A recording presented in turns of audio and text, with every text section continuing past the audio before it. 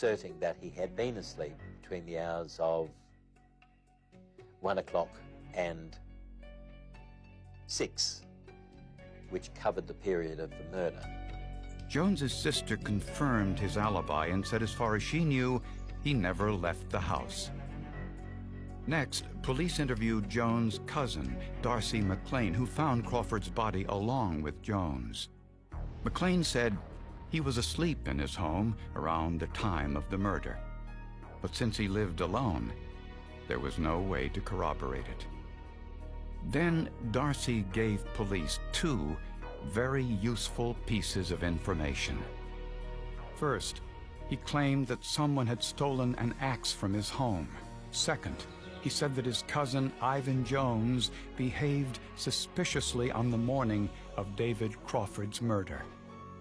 From Darcy McLean, we were led to believe that it was unusual for Ivan Jones to go to his house at 7:30 in the morning and ask for a lift to his parents' place. I understand he'd never asked Darcy McLean to do that before.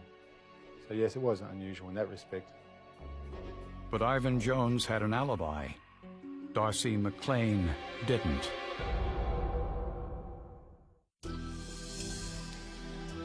David Crawford's autopsy took place in the Royal Hobart Hospital the day after his body was discovered.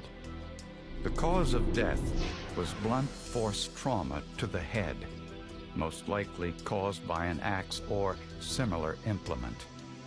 Crawford had been a healthy 72-year-old man except for some heart trouble.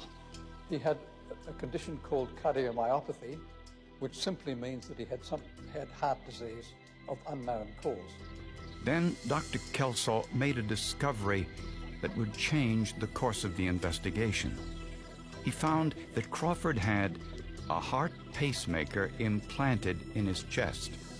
A pacemaker is a way of stimulating the heart. It delivers anything from about 2 to 5 volts into the heart to make it pace, that is, contract. I was vaguely aware that pacemakers have a recording unit inside them.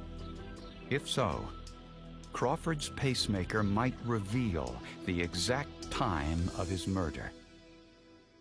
Unfortunately, pacemakers hold information for only a short time before it's recorded over. The autopsy took place almost 30 hours after the murder, which meant the pacemaker memory might have already been erased. We knew that we didn't have a great deal of time, that we were running out of time. I recall being a little bit nervous, a little bit worried that we mightn't get a reading. The hospital's pacemaker specialist quickly scanned it to gather the pacemaker data and load it onto a computer. In an unbelievable turn of events, this particular pacemaker had something very few pacemakers had at the time, a computer chip that had what's called an event memory. This is unique to this product and is in fact was hardly ever used. And by sheer chance, the pacemaker technician involved recognized that if there was going to be any information, it would have been on the event record. The software produced a detailed graph that yielded a spectacular array of information.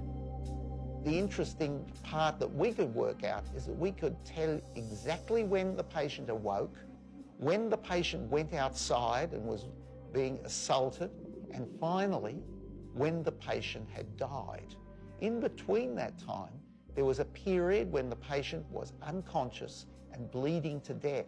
And at that point, the pacemaker went back to its dormant state. The event record showed that David Crawford went to sleep shortly after 10 o'clock. At 4:46, he woke up. At 4:54, his heart was beating well over 100 beats per minute, which is when he was attacked. The confrontation was over at 5:04, and David Crawford lay bleeding until his heart stopped pumping at exactly 5:34 a.m.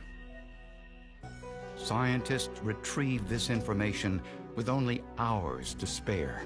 was about to be wiped. Within an hour or maybe 2 hours, that information would disappear. And investigators discovered why Crawford would have gotten out of bed. Crawford's neighbor, who lived across the street, was in the hospital and had asked Crawford to keep an eye on his house until he was released. Everyone knew that he would be in hospital.